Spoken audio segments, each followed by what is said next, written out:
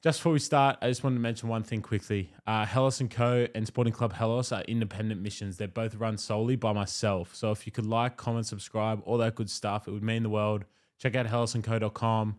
And without further ado, let's get into it.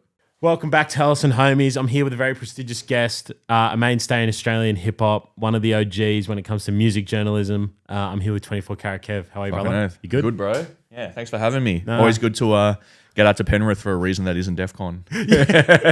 Yeah, for those listening, this is Kev's first time out the West, Yep. if it's not for Defqon. No, not the West, but like Penrith. Penrith Yeah. specifically. You know, I've been to Mountie Village Hotel to get some steaks and stuff, but yeah, first time in Penrith properly, you know, just to check it out, see what's around. That's not for Defqon. You don't understand, I grew up like 20 minutes east of the city, so it's like this is like super far, you know, for someone, I guess, from that area. But yeah, no, it's awesome to be here. It's nice. This is Crazy Studio. Thanks for having me. Hectic. No worries. Thanks for coming through. Last time we did this, it was like almost a year ago, maybe even more. I think it's more. Yeah, it was more than a year ago. Yeah. It was at 267 in Liverpool. Shout out Liverpool. Yeah, shout out Livo. Shout out the studios as well. It's good out there. Bro, what's been happening? You're recently back from the US. How was that? Yeah, bro. Came back from a week in the US. That was crazy. I just hate flying, so I don't travel that much really. Unless I'm going to Melbourne or Bali, like I really don't travel that much. Like I just like staying put. But I went over with the Speed Boys, so they had a show over there at a festival in LA, and yeah, I think someone Onefour over there at the same time. I met up with Ricky, their manager, which was a nice coincidence. I think Cult Shotter were over there doing songs with Bam Margera, doing all sorts of crazy shit. There was a bunch of people there, so it was cool to see so many like Australians also, you know, overseas doing their own thing. So, but yeah, the Speed Boys played a festival over there. We just hung out for a couple of days after. Went to the Walk of Fame. Went up to the Hollywood sign, did all the classic tourist shit, you know. So yeah, I think America's like it's cool to visit. Like I wouldn't want to live there. I think once you're over there, it's like really fun to visit, and there's obviously like a lot of different cultural things. But I think one of the things you realize is that, you know, we got it fucking pretty good out here, you know, from just like food and transport, and I don't know. It just kind of made me feel like, yeah, America's hectic to visit, but like Australia is really hectic to live in. Yeah, because you're in LA, hey. Yeah, LA. Yeah, the traffic's like crazy over there, isn't it? Yeah, the traffic's crazy, and I don't know, the way the city's been planned out, like things are pretty far from each other. Yeah. Yeah, we was just getting a bunch of Ubers every single time. And you don't think it's that much because it's like, oh, it's $20 Uber, whatever, but the dollar's fucked right now. Yeah. So you be getting $40 Ubers to everywhere, and, you know, multiple a day, and you're going to be downtown to West LA to the east side. The gig was in South Central. So like, yeah, there's a bunch of getting around, but yeah, it's really cool. Obviously, hip hop culture is massive there. And even outside of that, it's just like I said, it's a whole different cultural kind of shock. And yeah, I last went there in 2019, so it's been 4 years since I've been there, and it's changed a lot. So yeah, shout out to everyone that I hung out with in LA. It was cool. Yeah, that's mad. What are the major differences you notice in like hip hop over there compared to our hip hop?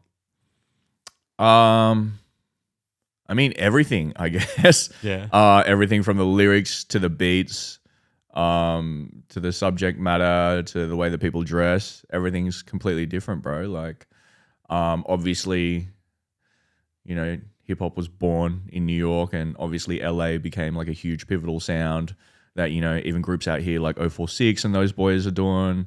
So I guess, like, you know, they're more like, the US is obviously like the blueprint for everything, and hip hop in Australia, as big as it feels for us, it's like, it's still very much in the growth stage, you know what I mean? And very much in early stages, and it's going to take like a long slog for us to kind of establish ourselves on that international level. You know what I mean? Obviously, like, stuff like Leroy and, you know, Onefour, they got this Netflix thing coming out, and, you know, people doing bits over in the UK and stuff. So, but it's still very much in infant stages here, you know what I mean? And yeah, in America, it's just so integrated into every facet of like popular culture. Like, you know what I mean? You crank on the radio, 5 different stations will be playing hip hop, and we got one radio station that plays hip hop here. You know what I mean? So yeah, it's just there's a lot. The industry is a lot bigger there. There's a lot more money going around. There's a lot more artists. You know, I feel like our biggest artist in Australia is probably like, you know, the smallest artist in the States, you know, on that mainstream level. So yeah, it's just a whole bigger market, you know. At the end of the day, we got 20 million people in Australia. It's not that many. it's like in India they have 1.5 billion people. Yeah. You know what I mean? It's just a populations game, and in America, I don't know what the population of America is, but it's going to be way bigger than 20 million. You know. Did you ever listen to Indian Drill? They were on. Oh, the Onefour thing. Yeah, Diaries remix. Yeah. And I heard an Indian rap. Lissy was on a remix of an Indian rap song as well. Yeah, right. Yeah, bro. That's another thing that people always talk about. Breaking internationally, and it's always the US and UK, which is only natural because obviously US birthplace of hip hop, UK big drill movement, grime, everything like that. But it's like, bro, if you can make it in India or China or fucking Japan or Korea, you be laughing, bro. There's a R&B kind of indie R&B singer called Rule. His manager is Nate Flagrant, who's a hip hop guy, has a lot to do with the Melbourne hip hop scene as well. But he's like he went platinum in Korea and stuff, and he tours Southeast Asia, and he's played Tyler the Creator's Festival over in the States.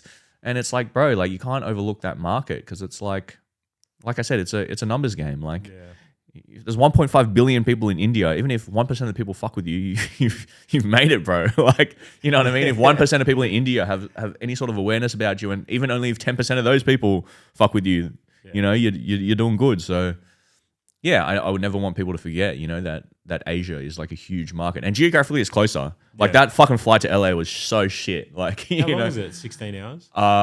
We had layovers and stuff, so it ended up being like 18. That's rough. But yeah, I just, like I said, I don't like traveling at all, bro. Like I just like being in my bed, hang around Sid. Yeah, or going to Bali. Yeah. Did you ever, speaking about like tapping into like India or whatever, did you ever see that thing on like, I think he's called Sugar Man, the guy who was like a bricklayer in America, and he'd recorded songs for a label back in the day. Yeah. And then he was massive in South Africa. Yes, I did hear about this, and he didn't know for like 20 years. Yeah. And then people thought he had died. Yeah. And then his daughter found like the fucking a website dedicated to him saying that he had died, and then he toured that. Yeah, bro, that is a fucking crazy story. So for those listening, I'm completely paraphrasing. It's going off memory. There was a guy who like kind of fucked around at studios in America for a certain amount of years, never really made it, so he's like back to labouring, right? Or like bricklaying, I'm pretty sure that's what he was doing. Went about his life for like 20 years or something. And meanwhile, the record label, without telling him, has pushed his music internationally. South Africa, fucking nuts. I think what happened was that one of his songs was like a protest song, and it got picked up by people who were protesting the apartheid or something like that. That's a crazy thing. Yeah, and that's why it became it resonated culturally like so deeply in South Africa, because it was tied to this big kind of protest movement or something. Again, I'm also paraphrasing, so don't quote me on that either, but from memory, yeah. Yeah, and then, basically he was super famous, and he didn't know because fucking, of course, the label didn't want to tell him. They were making a motto off it, and then eventually people from South Africa reached out to try and find him because they thought he was dead. Yeah. And then eventually they found him, and he got famous. He got like rich out of nowhere, and he was rich and famous the whole time without knowing it. Yeah. And then I'm pretty sure like after a certain amount of time, he went back to just living where he was and whatnot. He couldn't care for it. Yeah, I think he went to South Africa and played a couple of gigs, but I think he was old by then. Like, because whatever X amount of years had passed, and he was old. So, but he did go to Africa and play some gigs, I think, and then that would have just been the biggest the biggest trip out like ever. You wouldn't be able to wrap your head around today. No, bro, no way. Yeah. But that shit would never happen today because it's like there's too much Yeah. media and social media, internet and stuff. But like, yeah, that's a very crazy story. Since you were last on, shout out Wings. You joined Takeflight. Yup. Shout out Wings. How's that been? It's good, man. Yeah, because you've had shows before, eh? Like you had yeah. So that's how I got design? that's how I got into music. I was doing music journalism. This would have been 2011. You know what I mean? So I've been doing it for like a long time, and I had a little website, blog, whatever you want to call it, called Filter. This was back. It started in 2019, and that's where a lot of people have seen my interviews with like Onefour, HP Boys, Chillin' It, all those kind of guys. And then me and Chris, the guy who started it, we kind of wrapped it up because I was going more into the management side of things at that time, and then eventually the label stuff. Chris, he runs a modeling agency with offices here and in Japan, and 150 fucking models on his roster, and he was doing that. And we were both making more money off that. And not to say it's all about money, but you know what? I'm 33, you know what I mean? He's also 32. So it's like we kind of got to think about these sort of things, you know? So we kind of just decided to put Filter to rest because it was just kind of too much work, and we weren't doing it properly. And yeah, just the media landscape. It's very hard. Like I'm sure you know as well. It's very hard to kind of break. So we kind of went about our own things, and I was kind of like, that's it. I've interviewed Kim Kardashian. That's sweet. I'm going to retire. I've interviewed Kim Kardashian and HP Boys. I'm going to retire. Sweet. So I kind of put that to bed, and then Wings is just a guy I've known from around at shows and stuff. Yeah. Weirdly, he used to be in the hardcore scene around the same time as me, but we never met in those years. I think probably because he was out these ways and I live more closer to the city. Yeah. So we never met, but we were into hardcore at the same time. We actually know a lot of people from the scene, the same people from the scene. We met at probably just a hip hop show doing whatever and said what's up, had each other on social media and stuff. And then, he had the Takeflight sitch. And then obviously when I seen him do Takeflight, it was like everything that I couldn't do, you know what I mean? And it was hectic to see. It was like, our goal with Filter, like even though initially it was meant to be like long form podcasts, video interviews and stuff, we realized being like, fuck, to really maintain the audience, you have to be really consistent. And the thing we couldn't do was be consistent. Yeah. And to see Wings, get up there and fucking post every single day and be so up to date with stuff, I was watching it and being like, fuck, this dude's crazy, man. He's like, he's getting posts up literally like as things happen. I'd be at gigs with him and he'd be like, photoshopping his little like fucking teal border with the pictures of fucking hooligan hefts or whatever, or a girl or whatever, or he's just so on the ball. And then I guess kind of like we're just talking, and then eventually he was kind of like, I kind of want to kickstart this podcast thing. Do you want to come on? And I was like, I promised myself I wouldn't do this. But, the platform's doing really good. I can see that he's really dedicated. I'm like, fuck it, we'll just do it. You know what I mean? And then we just got together, had a couple of brainstorms, and then literally like 2 weeks after that, we just jumped in the podcast, and we've been doing them every fortnight ever since. So, yeah, it's been good. It's been good to have, someone as driven as him and someone as consistent about him, really cares about, supporting upcoming artists, supporting the scene, doing everything he can with, whether it be the podcast or the news or the clothing or the freestyles or the flight nights or this and that. So yeah, he's got a lot of initiative, a lot of drive, obviously cares about the scene. So it's good to be able to work with someone like that. You know what I mean? Yeah. It's contagious, hey? Heck, fully, man. And that's what I mean. Like it's kind of like a mutual relationship. You know what I mean? Like when I wake up and he's like, fuck, what are we doing next episode?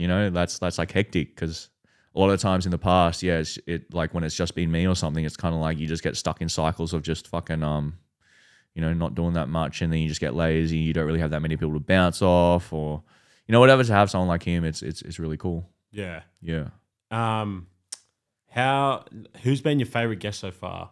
Or like what's been your most intriguing that you didn't expect? Because you've had some like good guests on, man. Like you've done really well at the catalog so far. Yeah. I mean, I guess for me, it would be the artists that like kind of were more on Wings' side of things. Like, because I think the good thing about me and Wings though is as well that we came up in two very different pockets of what you will call Australian hip hop or whatever. Yeah. He was obviously he rapped too, for people that didn't know. He rapped too, and he was definitely running with more kind of like your Lil Space Lees, Manu Crooks, Blessed, those kind of guys. And that sort of pocket of rap, even though like, yeah, I fuck with all those dudes too, but like, like my bread and butter was kind of more like,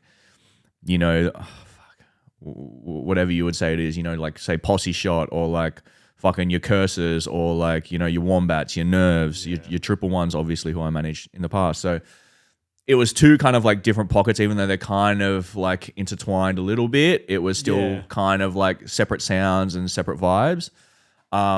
So I think the good thing about having the pod is that, there'll be some people who I know more about, and there's some people who Wings will know more about. So like even people that he knew from like years and years ago, like Kenyon Brown, like when Kenyon Brown came on, like I'd obviously heard his name around heaps for ages, but I don't really know anything about him. You know what I mean? And doing that podcast was even a learning experience for me, because I was like, fuck, this dude's hectic, man. And he's over in the US and it's popping, and, obviously a nice dude and this and that. So yeah, I think that's kind of like the cool thing that, we're each able to draw from our different kind of pockets. And Yeah, he was the dude that brought on Will Singe, and like again, he was another one that I was like, fuck, I didn't know he was that big. Like he has songs. Yeah, Jonas Blue song. Yeah, which is closing in on 1 billion streams, bro. Like not 1 million, 1 billion. Like which is like 1,000. I'm pretty sure it's 1,000 million. Or isn't it like 100 million? Or if we put it in like a time context, a million's 10 days and a billion's 33 years. Some stupid shit. Yeah, Like it's crazy. And we're talking years ago. We're not talking like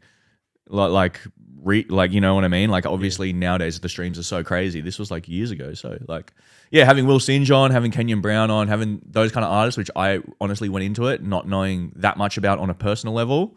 That's been cool. You know what I mean? Because I'm learning too. And I guess like that's the best part. It's like, learning about shit you don't know about, realizing that, the whole world isn't your little fucking pocket or your little scene. It's so much bigger than that, Yeah. It's crazy with like Kenyon Brown and Will Singe. For those listening, they popped off in America big time, more so than here. And they've started to like really come back to like Australia and really like smack it out. Yeah. But like, yeah, we're learning about that because I didn't know much about Will Singe. I knew a lot about Kenyon because Kenyon moved back here. And then I looked up his streams and I was like, holy shit, like he's doing crazy numbers. And but Will Singe, when like the interview came up, I'd like heard of the name, didn't realize he was like from a boy from Sydney or whatever. Yeah. I was shocked. I was like, what the fuck? Like how is this not talked about? Like, well, we talked about it on the podcast because he was saying when the Jonas Blue song came out, like it was getting pumped on radio, but people would just be like Jonas Blue and not even mention that he was on it. Yeah. And I was like, what the fuck? This is like probably one of the biggest songs to ever come from Australia. And you guys haven't even, you are not even mentioning like his name as being the fucking vocal, not even like someone who just did a verse or just did the hook. He did the whole fucking song. I'm pretty sure he did the whole song. So yeah, that was like an interesting one for me. It's always cool to see people's stories. Everyone's had such a different trajectory, and yeah, that was really cool. Yeah. If you were to tell people one of the most fascinating or some of the most fascinating stories in Australian hip hop, which artist do you think you'd put people onto in terms of like learning about the backstory of where they are now? Definitely Cursor. Did you listen to his closing album? Yeah, it's hectic. Yeah. Yeah, there's a lot of tracks on it, but he went out with a statement, went out with a #1 album. And yeah, just purely the fact that he hasn't done that many podcasts, he's done a couple. I've done one with him. I think he's done maybe like a handful more, but he's definitely one that, the story of like how like just not only his personal story, but how much influence he's had, you know what I mean? And how much he went against in his career to actually succeed and succeed at such an amazing level is wild, bro. And even culturally, he's had such like a huge impact. You know what I mean? The whole outside, like even like fucking the way that he dressed back in the day, that like people would fucking laugh at you for doing that. Yeah. You know what I mean? Or Cursor is the sickest. Cursor like is the sickest. Turning points. 100%, bro. Like I just feel like he's been the blueprint for like so much of what we've seen, especially in the past. Obviously over his whole career, but definitely since like the rise of like groups from West Sydney as well. It's like you might think that Cursor and drill obviously sounds like way different, but I think just the whole attitude, the aesthetic, the slang, like he's been hugely influential in that too. So yeah, I feel like he would be a great one. Just has so much to reflect on. He's got 10 records. He's got he's got battles. He's got fucking a crazy merch line, and I'm sure he has a lot of stories under the vault too that I don't even know about. So yeah, that would probably be the first one. Yeah, I think the thing about Kurz is he was the first to go against the machine. 100%. And heavy at it as well. He was never afraid to say what he wanted to say. Yeah. And kind of like as like a fan and as someone who's friends with artists now that are very into, like 7 is a good example, right? He's doing it like they're doing it solo. He's keeping it to his crew. It's like they were the first, like Cursor's like the blueprint on how to stay true. Yeah. And you can keep it to yourself. You just got to stay strong, but they'll come for you type of thing. And he's still doing it now, 10 albums in. He's still on Instagram posting stuff. It's cool. Like, I'm really looking forward to, seeing what he does next, whether it's inside of music, outside of music. I've been, fortunate enough to chop it up with him a couple of times, like, at his show and on the podcast and stuff. And he's always been a super courteous guy and very humble, but he's achieved a lot. Yeah. What's your favorite Cursor song? Favorite Cursor song? I would have to say Highest Man purely because that's the first one that I heard.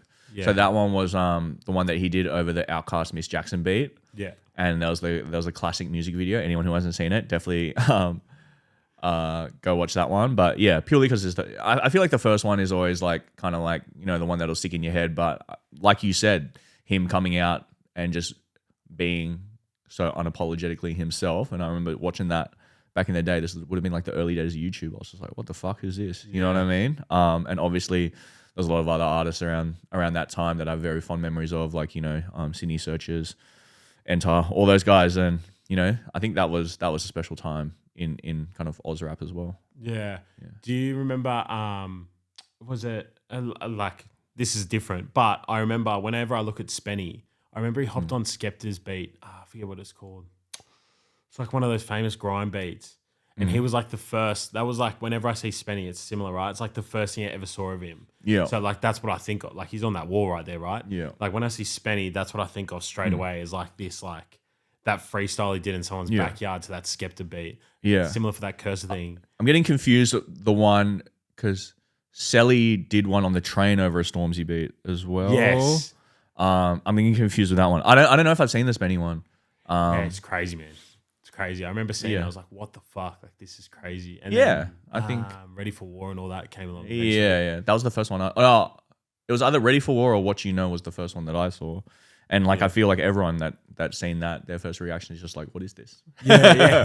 You know what I mean? And obviously it sounds funny to say now because it's, even though it's only like 5 years ago that Ready for War and stuff would have come out, it seems like such an eternity because so much has happened since then. Yeah. But yeah, it's just funny to look back on stuff like that. Yeah. It's crazy. It was 2019. I think Shanks and Shivs come out at the start of. Yeah. February. Because that was when we first met. I did the first interview with them off the back of Shanks and Shivs. We did some photos and some BTS stuff at the video, and then we interviewed them at Sony Records. Yeah. Crazy. That was the first time I met them, and that was crazy too. Because like, at that point in time, could you have predicted what's gone on to happen? No, bro. No way. So, no, like, not that fast and not that hectic. For a pure comparison, I would say, like, just for a basic comparison, if I was to introduce someone to Onefour and they knew about NWA, I'd say you've probably got a similar story going on. Yeah, right? the NWA moment. Yeah. So you could, like, if back then, if someone was to say to you, they'll be the NWA of Australia, they'll be the first to really take on the cops, and like the cops will try and shut them down at any given chance. Would you have said, like, I believe that'll happen?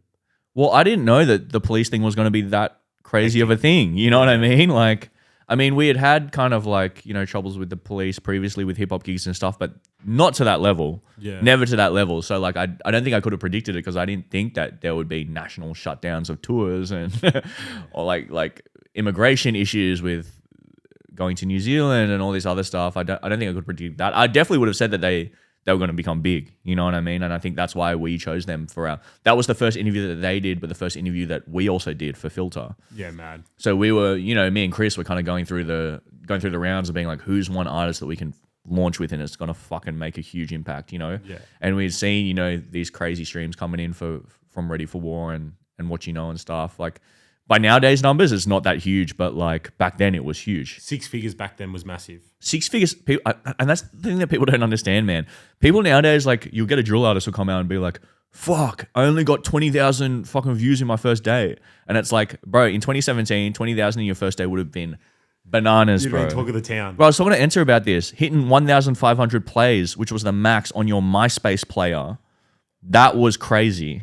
You know what I mean? This is before YouTube was around. That was crazy. And now people getting 20,000 fucking views and they think they're failing. It's like, we need to have some long-term vision here. You know, we can't get so wrapped up in, obviously, like, the goalposts have changed very much. But like, people, I think because of that, people just look at their first week views and kind of be like, oh, I'm failing. And it's like, nah, bro, just relax. You know what I mean? We've got time. But yeah, the numbers for Ready for War and What You Know back then were crazy for a group that no one on an industry level was talking about. Like, the only person that ever hit me up about them was Ricky and Hal. Yeah. You know what I mean? And Ricky was like very much, this was on Facebook chat back when people see his Facebook. That's how Ricky was talking to me. Ricky was like, hey bro, you should check these boys out if you haven't seen it. Link to me What You Know. Yeah. You know what I mean? And I was like, crazy. Let's hook it up. Yeah. Yeah. I remember I got hold of him. Ready for War had come out. And I'd heard like just on like this random Instagram page, God, I can't remember who it was. They'd posted it, right? Yeah. I think it was, I don't even think it was a page. I think it was someone I played sport with from down these ways had just like posted it. So that was like my first introduction. And then Shanks and Shivs come out and I was like, oh, what the fuck? Like this is like this is actual, like this is big music, like from UK drill. And then I remember I've still got the text message of like sending that to my mates, being like, this is gonna blow up. Like this is, I've never seen this. I've never seen this before. And then they watched it and they were like, because one of them, shout out Chief, he's from St. Clair. And he knew, I think he kind of knew of like what they were already doing. And then he listened to it. He's like, what the fuck? Like, this is crazy. Yeah. And then what's followed has just been like, no, it's nuts. crazy. Like we sit here before like this all started talking about like the doco, right? Like that's crazy to me. Like it's. Oh yeah. Like if you said that, again, if you said 5 years ago that like, you know, Netflix would be doing a doco with an Australian rap group, I would have been like, probably not, eh? Yeah. But here we are. You know what I mean? And like, I just think there's so much more possibility now because like people have seen that there's actual like genuine interest in like all this sort of stuff. So whether it's like books or movies or documentaries or even on the most basic level, you know, promoters putting new rappers on, like the ecosystem's getting a lot bigger and it's getting a lot healthier. I think obviously like 2018, 2019, 2020 were like huge years. And I think when COVID happened, like people kind of, now we're still trying to get our feet back to kind of like, you know, pick things up again because obviously the music industry and the live industry suffered so much over those years. But yeah, like over the next couple of years, I think we'll get there. We'll get there. It's just funny now because like it's dropped off in popularity a little bit. People, it's just interesting to see who sticks around and It's going through you know what I mean? Yeah, a lot of people got into Oz rap as soon as it got profitable, and then now they're like, oh, fucking techno's cooler now, so let's just go over there. You know, it's just funny to see that. HP Boys, Lissy, Hefs. I'm not sure when you first heard them, but would you have predicted them to do the numbers they've gone on to do? Hefs, yes, because he was definitely on that more kind of like dance hybrid. I remember DJ Ziggy was working with him at the time when he I think he got out of prison. Shout out to Zig. He hit me up and that was when he had the song The Party, and that was the first one I heard where Hefs was like full had the hook. He didn't have a hook. It was just like a dance beat throughout. I was like, this is fresh. So we did one of Hef's first interviews too, which a lot of people don't know, but we did that one as well, and that was 2019 too. Yeah. That was fresh. Yeah. So Hef's yes, Lissy yes, also because he's a really fucking amazing storyteller and lyricist, and HB Boys yes as well because again, like no one was doing anything like that out of Melbourne really. You know what I mean? So all three of those groups, like all three of those artists, very hectic in their own rights and for different reasons. Yeah. You know what I mean? So I got love for all of them. So had you heard Hef's when he did the Not Guilty freestyle? Did you? Yeah. That was like the first that came across my mind as well. He's like in a phone box. Yeah. He's got that I think voice. he still had braces and stuff on or something. Yeah. No, I'd heard that, but the party was the one where he started, I guess, building upon that style, which he got big for because after that was No Effect. You know what I mean? Yeah. And then after that was Tell Him I'm Doing Eat Swire, and then you know he's probably got heaps of songs. Send It, like you know what I mean. But like as far as doing that style of like I don't even know what you call it, but like you know rap and then kind of doing those dance breaks, and it's like yeah, he's got his style down pat, and then he's doing other styles too. Like his last track was completely different to that. So yeah, that's cool. It's cool to see. Back in the day on TikTok in 2021, there's this kid on TikTok that pops up and he's rapping. He's in the car and he's just like this kid just rapping. He's driving and his mate's filming him, hyping him up. Whatever. I'm like, I just messaged him. I was like, hey, bro, I love your stuff. Let me send you some gears or whatever. Like, I think you're very talented. Just gas him up. I'm just like, bro, I think you're like that guy, right? And then he got some photos in the gears or whatever, but his face was showing. So like most of it's been taken down from my end. I upload it. And then he kind of just kept freestyling. And then Shelly comes along and does this like the cooking freestyle. Yeah. And then, the cooking freestyle comes out. Cahooks wins that. Goes to the next level, gets signed, and then he drops Due Time. Yeah. And back to your point on like when people think they're failing, I think because they've seen people like Cahooks, who for years actually put in work. Yeah. Then the first song just did extremely well. It was perfect timing on like his end as well, and like the instrumental was the hottest thing to do at the time as well. I think when people see like that, they go like, fuck, like I'm failing. But in reality, Cahooks is like an outlier. Of course, yeah. You know what I mean? Yeah. Well, he got signed after, because I signed him. So it was after No Bonnie and Clyde. that he got signed. So even that one was like, that was true. Yeah. I remember that. Yeah. Yeah. So again, yeah, that's like another example. People just only see, I guess, the biggest things. And someone said it takes 10 years to be an overnight success. You know what I mean? And I feel like that's such a true thing. And nowadays it's like we live in like a culture of like immediacy. You know what I mean? It's like if you want something from fucking America, overnight shipping. If you want something from fucking The Iconic, it'll be three hours. It's going to be at your door. You know what I mean? Like you can get literally everything. Netflix, you can get every fucking movie you want now. You can get on Spotify. You can literally look up any song that's ever been recorded. You can get it right now. Yeah. Like so people are so used to things just coming so fucking fast. And I guess what's happened is we've mentally become kind of like only attuned to like things happening straight away. And that's why I immediately get frustrated when I see young artists and they're like, man, fuck, this isn't working. I'm like, well, what have you done? And they're like, I dropped 2 songs over 6 months. And I'm like, 6 months? It's like, I know fucking some of the biggest rappers who did not quit their day jobs till fucking 2 weeks ago. Yeah. And they've been rapping for 12 years. You know what I mean? And I guess that's kind of like one thing that's lacking with like a lot of new artists. They've got the talent. They've got undeniable talent, but it's just the perspective which they lack, and that's not their fault. Yeah. That's just the way that the society has progressed in the time that when I was growing up to when they were growing up, and even before me. Like I seen interviews with DJ Khaled, and he's talking about how he's trying to get signed and how he had to bring like fucking 30 crates of vinyls up into the radio station and then record mixes off the vinyl and then record that onto a pirate tape and then hand the tape out just to get his name out. And it wasn't like you could just fucking look up on your fucking Serato or whatever and just get every single song you ever wanted and then just download it and then just do a mix. He had to bring up the original vinyls that he bought up to the radio station, you know what I mean? And then record and then hand out the tape. And it's just word of mouth. And still to this day, it's like you can do all the fucking marketing that you want, but it's like word of mouth that's going to be like the most craziest, most powerful thing, Yeah. I think that was all like the boys that came through in like 2018 to 2020. Word of mouth. It was nuts. 100%. Everyone was talking about it. Like, I mean, obviously social media helps and stuff, but like word of mouth is just like the most powerful thing, because I think that even though social media spreads stuff, it's like when people are talking about it, like that's a whole nother step, because it's actually effort to talk to someone nowadays. You know what I mean? Like a lot of my relationships, we're sending fucking memes and links to each other all day, but to actually like grab someone, pick up the phone, or next time you see them, be like, have you heard this? Yeah. This is fucking crazy. And to get people actually talking in that capacity more than just sharing a link, that's going to be like your biggest friend. You know what I mean? Yeah. Speaking of like artists that like maybe deserve a bit more attention, are there any that you could put people onto that you think will do bits in due time? Because I've got one. You know Yibby? Yeah, Yibby's cool, man. Oh man, he's Yibby's cool. Yibby's cool. He's in like a bit of a different scene. Like it's kind of like the Nux of Australia. Like jazz influence type of Yeah. Very smooth. Yeah, he's in like a different scene, but like I just know him from just like being around, and we chopped it up a couple of times. Like I just see him around and whatever, but he's like a good dude. He's very fresh too, dresses very well. Yeah. And I've heard his raps as well. Yeah, he's hectic. He's very hectic. What about artists on your end? Do you think there's any like, is there any that off the dome that you listen to and you're like, fuck, they do deserve a bit more attention maybe?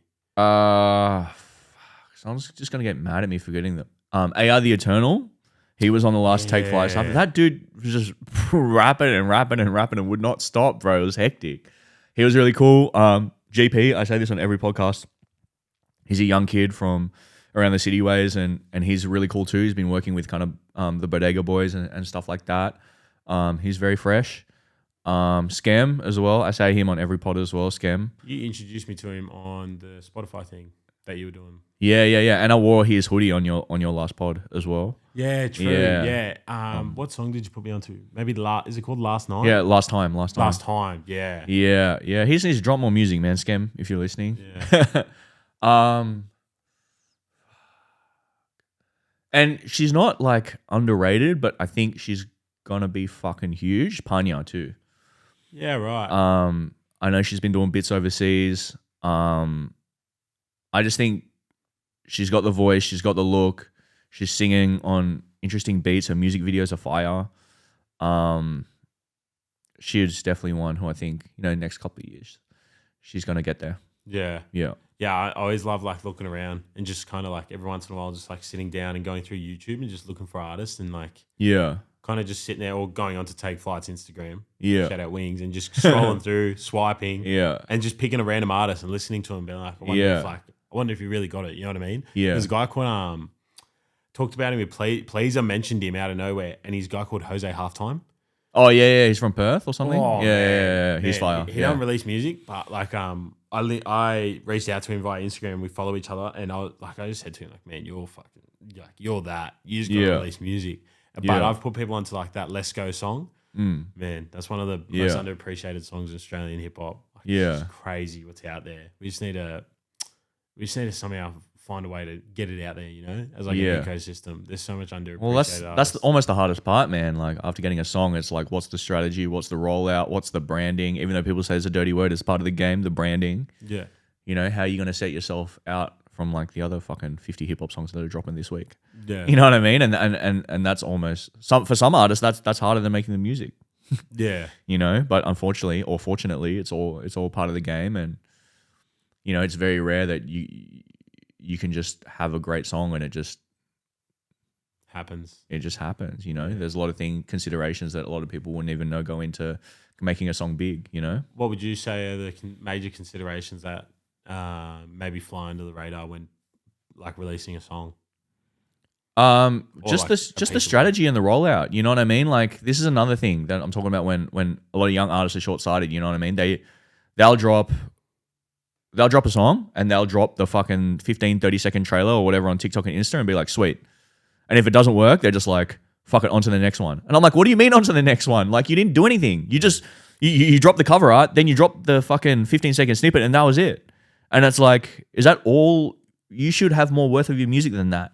You know what I mean? You should be posting about it more. You should be finding more ways to promote it, whether that's, you know, fucking doing an alternate version, acoustic version, a stripped back version, hitting up a producer for a remix. Just finding, you know, doing more fucking, I don't know, like social media content, videos around it. Yeah. Whether are you reaching out to like press? Are you reaching out to like reactors? Like what are you doing to actually push the song? You know what I mean? And I feel like that's a really hard part for a lot of artists because a lot of artists will then say, oh, but I'm an artist. I'm not supposed to be a fucking social media branding strategy guy. But I feel like you kind of have to be, you know what I mean? And that's just the nature of the beast. And yes, there are going to be some artists like who can just drop a song and everyone's going to love it and you can just disappear for like 3 months and not say anything about it. But more often than not, those artists are like Kanye West or Kendrick Lamar who have already done all that to get to that level. You know what I mean? So I think that's like just the whole strategy and how you're going to differentiate yourself from the rest of the pack. I think a lot of people need to put more consideration into that. That was a lot of free game you dropped without even knowing. Because I like from my perspective, right, that seems like obvious. Yeah. As like a fan who's quite observant of like, so one of my favorite artists is Potter Paper. Yep. And with Potter, it's very simple. You get a single and very rarely there's nothing to follow it up, right? Then after a few weeks, you get another single. Yeah. Then you get another single and then you'll get the freestyles. So you get like Colour Show, which we were talking about earlier, or you'll get like a Daily Duppy over in the UK. And then those songs kind of are already creating that like momentum. Perfect word. And then trailer drops and it's like a mini movie with the amount of money like they're pumping over there in the UK. And then the album's here. And then after that, there's more shit coming. Like he's hopping on like big podcasts nowadays. It doesn't have to be interviews, right? But back in the day, it's interviews. But now it's like big podcasts over there and stuff like that. Yeah. Just like this whole rollout. And you can obviously see it's for an album. Like, no shit. And it's kind of like with anyone with like going on Rogan or like one of the big podcasts. No, more often than not, they've like just released a book or like got a big comedy show coming up or something. Yeah. I just kind of see that as obvious. But then I look at the music scene over here and I'm like, exactly that. You see them post like 1 or 2 TikToks and then they're done and you're like, what the fuck? Like, what are we doing here? You know what I mean? Yeah. I feel like, and there's like a thing that Fetty Wap posted that I shared on my story and a lot of people were responding to it that like Fetty Wap, he posted Trap Queen on his story like every day for 6 months. Yeah. And until it actually started to do movement, and he was actually losing followers because they're like, why is this dude posting the same song 6 months in a row? You know what I mean? And then obviously went on to be one of the biggest rap songs of all time. It's diamond. It's not platinum. It's diamond. You know, that's like diamond is like a certification of however X many times platinum. It's like usually reserved for like fucking, I don't know, Rihanna and like and like Justin Bieber. Yeah. You know what I mean? Like Trap Queen was one of the biggest rap songs of hip hop songs of the 2010s. You know, and even him saying that he was posting it every day for 6 months, waiting for it to get, because he just believed so much in the song. And I feel like if you only post 1 or 2 snippets, it's like that tells me as a consumer you're not that confident in the song. You know what I mean? If you just kind of like, oh yeah, fucking whatever, I'll just leave it. It kind of, you know what I mean? Like, yeah. And I feel like a lot of artists as well, they get the rollout until the song correct. So they'll do all this stuff to promote the song or the album, and then it comes out, and then it's just crickets after. Yeah. And it's like the rollout includes, you know, the couple of weeks or couple of months before, and then the couple of months after as well. And a lot of people forget the after part because it has this big build up to the climax, and then it's out, and they're like, woo, and they celebrate or whatever, and then they forget that, you know, if you post on that day and fucking, I don't know, someone in the royal family gets assassinated, a lot of people are going to miss that. Yeah. If the fucking Panthers win a game on this, a lot of people might miss that. Yeah. You know what I mean? So you got to make sure that like you keep on top of people's heads like all the time. People's attention spans are so short now. You got to keep at the forefront of everyone's mind. You know what I mean? Like someone said to me once, like good luck is hard work mixed with timing. Yeah. And that's like the most true shit ever. Like, you know what I mean? Like you got to pick your moments and just go hard in those moments, you know? If you know that someone bigger than you is dropping on the same day, maybe don't drop that day. Yeah. You know, like, or if you want to be like just a real hardhead about it, drop on the same day, but make a big deal. Like, you know, the 50 Cent versus Kanye West album battle, that's like genius. Yeah. You know what I mean? It doesn't matter that 50 Cent lost. Did he lose? I think he lost. It doesn't matter that 50 Cent lost. The fact that he did this whole big showdown thing, and he was like, if I lose, I'm going to retire, and he just never retired. That's funny as. Yeah. And he had people still talk. We're still talking about it. That was like 20 years ago. You know what I mean? So I feel like that business side or publicity side, whatever you want to call it, of people like 50 Cent or artists like that, I think that's what a lot of artists are missing. Yeah. Do you ever hear Big Sean's line about how like he dropped on the same day as Kanye or something? No, I haven't. Nah, Big Sean. I remember cause I'm pretty sure he was co-signed by Kanye. Yeah, he was. Yeah, yeah. He was on good music. Yeah, yeah. And then Kanye dropped this on the same day as him. Like, just I don't know what Kanye was singing, obviously. Like, and Big Sean talked about it on one of his songs. It was just crazy for like to listen to. Like Big Sean was saying, like it blew him up more than like he thought. There was a way he worded it. I can't remember the exact lyrics. But yeah, you reminded me of that. It's just like that rollout, and then Big Sean. I think it was like 2013 was Good Music Era, right? And that album came out in like 2020 or 2021. So that's like 8 years later. He's still mentioning something from back then. Yeah. And there's I remember I went back and listened to like that album that Big Sean had released back then. Yeah. Purely just from like listening to this one bar. Yeah. 8 or 10 years later. You know what I mean? Yeah. Like that's He was probably burning about that. Yeah. His boss just dropped the the current scene, now that we're onto it, what do you think of it as a whole at the moment? Do you think it's in a healthy place? Do you think there's space for improvement? Like, yeah, I think there's space for improvement. I think, like I said, people are already feeling nostalgic about that whole 2018, 2019, 2020 period because it was just so hectic. It was, I guess, what you would say, an unprecedented era for Australian hip hop. And I think, after COVID, I think we're still kind of like struggling to find where everything sits. You know what I mean? Like a lot of artists who are big then,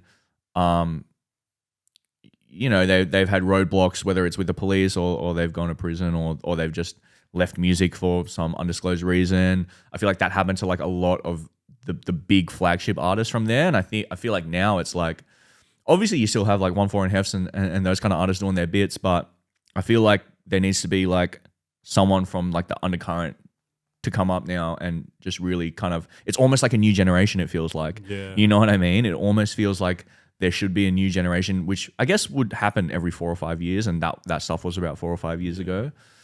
So I feel like we need the next big artist, but again, it's kind of like, I feel like with hip hop especially, the fans are quite trend driven, and I think that's also really hard. Like just from even working like even when you look at fucking, you know, any guitar music, like where it's metal, punk, or rock, it's like those bands are still doing 15,000 person stadiums like 20 years after they peaked. You know what I mean? Because they're fans, like lifelong fans. Whereas I feel like with hip hop, it's like the fans will like kind of like what's on playlists or what's on radio, and then they'll just kind of move on to something else really quickly. And I feel like that's why it's so important for hip hop groups and hip hop fans to kind of like, hip hop groups to really connect with their fans on a really, really, really, really, really deep level. Yeah. Without the support of anyone in the industry, to have like that real core organic fan base. Because I feel like a lot of artists nowadays, they have kind of casual fans, or they have playlist fans. You know, you might scroll across one of their songs and you're like, oh, this is sick. And, you know, their Spotify numbers are great, but it's like, what are you doing outside of that to really bolster your fan base so that they connect with you and they're going to fuck with you 10 years from now? How would you say people do that? Or artists do that? Well, I just feel like it's like a lot of things. Like, for example, like I'm managing Posse Shot now. You know what I mean? And they don't get played on radio. They don't get put on playlists and stuff. But it's like every single one of their fans will buy every single one of their merch drops, will buy tickets to the tour, will buy every single one of their vinyls, will buy every single one of their CDs. Yeah. And it's like because they actually have like a whole identity around them in Melbourne. And obviously we're trying to take that national. And I think it's in the stages of becoming like a more national thing, but it's very Melbourne centric. But I guess it's just like, depends what's in your music, how you tell your story, what you stand for, what cross-cultural appeal you have into different realms. So for example, Posse Shot, like they have a lot of tie-ins with, you know, graffiti, streetwear, skate, BMX, those sort of worlds. How do you bring those people into that world? Yeah. With hip hop almost as the vehicle. You know what I mean? It's like for other hip hop artists, it's like, what are those kind of cross-cultural things outside of hip hop that you can draw in? Yeah. You know, that makes sense. What brands can you work with? What other clothing labels can you work with? What, you know, I'm seeing a great thing happening between drill and sport. Yeah. You know what I mean? And doing something with, you know, athletes that makes sense and that represents who you are. Like the Onefour thing, for example, with the Panthers and stuff, like that's like so cool to see for me because like 10 years ago, again, that's nothing I could have predicted, but like, you know, obviously being from the same area, Pacific Islanders, you know. Yeah. Them against the world as well. Yeah. Exactly. Being, I guess, aligning yourself with people that make sense, that can broaden the thing of hip hop. Because 100%. I feel like hip hop, again, it feels so big to us, but it's still so small. You know what I mean? And as soon as you can connect with people on a level that's like a more cross-cultural or more kind of general basis, that's when you're going to start to expand your audience. You know, like the Netflix thing, that's a perfect example. You know what I mean? And I feel like Posse Shot is a group that's done that really well in Melbourne by branching out into all these different arenas and using hip-hop as the vehicle to draw everyone in. Yeah. You know? And I feel like a lot of more artists should be doing stuff like that. And I think it's also, sometimes it's hard. You know what I mean? Like, sometimes you might need to sit down with like a pen and paper and be like, what do I actually stand for? You know, what do I actually stand for? What's my message? What's my vision? And what's the overarching goal of like all of this? Who shares those same goals? And how can I work with them? Yeah. Yeah. Free game, ladies and gentlemen. That's crazy. Something I think, how do I word it? In the UK and America, I'd say pillars of the success that they have in their hip hop scene is freestyles. Mm-hmm. You're part of like Takeflight, right? So I'm not sure. Do you sit in on Sky Sessions? I'm there sometimes when I'm off camera, bro. Yeah. Because 046, we had 046 was, I'm pretty sure, our first one, maybe. Yeah, and there was 3 people, and Wings was like, "There's no seat for you. Just get off to the side." And I was like, "Oh, that's cool." I'm usually in the booth. Yeah. So like those Sky Sessions, right? That's obviously like one avenue right now. Yeah. And there's a few other avenues. Triple J has Bars of Steel. Red Bull, I don't know if Red Bull still does it, but they have 64 bars. Yeah, 64 bars. Knox and Lissy's Virgin. Go knock both of those out, man. They're great. Anyway, there's a bunch of platforms, right? But in UK and US, there's way more. Do you think that we need more to facilitate the hip hop artists to showcase their talent more? I think everyone should just get on Sky Sessions. What do you mean, bro? It just really depends. Like the US and UK would have more, but that's proportionate. I guess that would be proportionate to the amount of artists that they have. You know what I'm saying? Yeah, but I even think the proportion's overs. The proportion's off? I think they're doing better per artist. Because even if I'm sure they'd have more platforms at a lower level, whereas we don't even have like, trust me, if there was any in Sydney, I know about them, right? Like, so I feel like there's like maybe 5. Does there need there definitely needs to be more fucking platforms? Yes. Yeah, that's what I'm trying to say. Yeah, even take the freestyle out, just platform. Oh yeah. Freestyle, everyone just stumbles on sessions, but platforms generally, I definitely think there needs to be more because I feel like also the hip hop scene is so big, and Takeflight doesn't cover everything in hip hop. It can't, but also it's like Wings grew up in a certain scene, you know what I mean? And like as best as he does to fucking cover everything, there's just so much out there, and there's a lot of artists that he probably doesn't even know about. Yeah, you know what I mean? There's a lot of artists that I don't know about. So it's like I feel like there should be like more platforms that cover like different sides of everything, you know, and not just hip hop, music, you know, because I grew up in an era where it was like I was literally handing in resumes to different magazines, print magazines and websites, and they were all taking people on board to review gigs and review artists and review CDs. I was reviewing fucking one of the first album I ever reviewed was Soulja Boy's album. Like the one with the glasses? No, the DeAndre Way. It was the one. It wasn't his big one, but it was the one that Mean Mug with 50 Cent was on. So it was a good one. Gave it 3.5 stars. But yeah, there was enough people for me just to hand out my resume to people and fucking have my plate full, you know what I mean? And be writing for all these different people. Nowadays, obviously it's different because media consumption is very different. Everyone gets their shit from Instagram or TikTok, and it's not like people aren't clicking on purely on blogs that much anymore or picking up, you know, a magazine or whatever. Yeah. But I definitely think even on a social media basis, there should be way more pages. But then again, I don't blame them because it's really hard. Yeah. And that's why I stopped and just piggybacked off Wings. You know what I mean? It's a really hard game, man, because again, people's attention spans have changed a lot.